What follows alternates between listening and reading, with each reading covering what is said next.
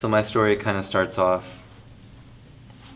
kind of moving through churches, not really being stable off at the beginning, and finally we find a church back in 2006 or 2008, I don't remember, but it was this church in Temple Baptist, and it's been a blessing in my life, honestly, and in my family's life I've seen them grow, and it's been pretty cool to see that. So in my early life, grew up in the church, and a lot of people here to lift you up, and a lot of people here come from broken lives, and it's just like things that set them back in the past. And for me, I kind of started off strong and was invited to youth group and was able to grow here and see myself grow and giving my life to Christ when I was like 13, and just being on fire for the Lord at such a young age. A lot of people saw, I guess, good in me, and I don't know, I didn't want to put them down. So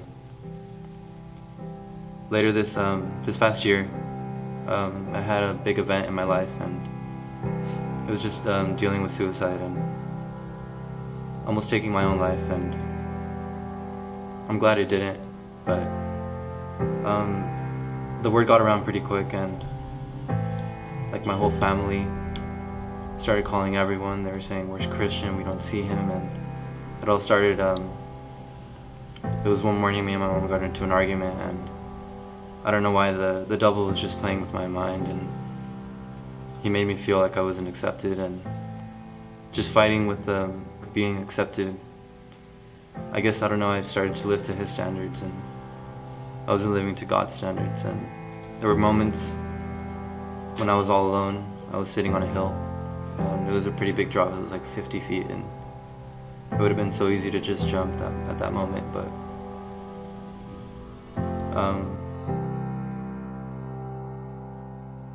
I dealt with suicide and suicidal tendencies. It wasn't just once, it was just multiple times after that moment. And something that my grandma told me a while back before that, she told me that my life's not mine to take, and I'm here for a purpose. If I'm still alive, I'm here to fight. I guess I never really opened up to anyone. I opened up to my mom and told her about it, and it got her really sad, which is the last thing I wanted. And at that moment, I realized that I had to man up and just I have a purpose here, and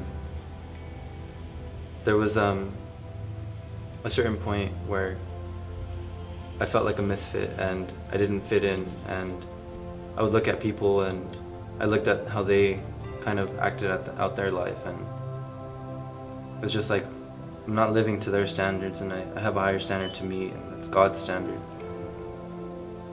I kind of see it in a way that Christ is here. We're here to be used by Him, and God's so great. Jesus stepped down from His throne, and from the right hand side of the Father, He stepped down on His throne, and He came down on earth to be with us, and I think that's beautiful.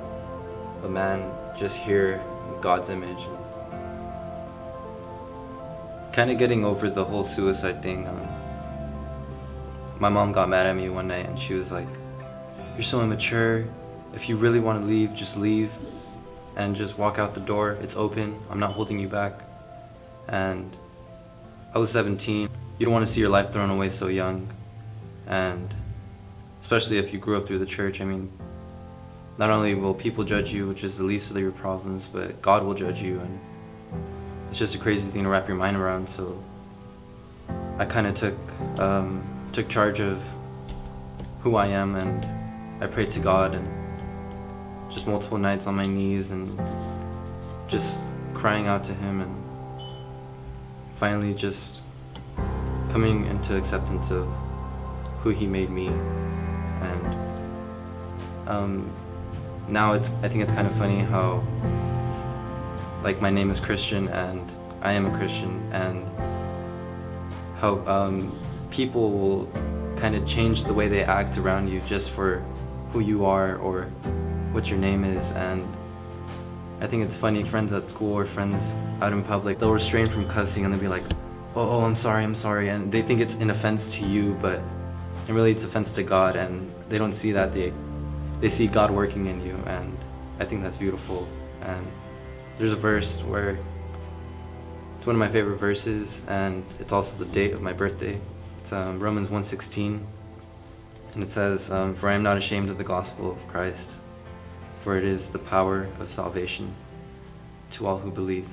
And it's just one of those verses that you want to live your life by, and it kind of explains who you are and what you've been through, you know.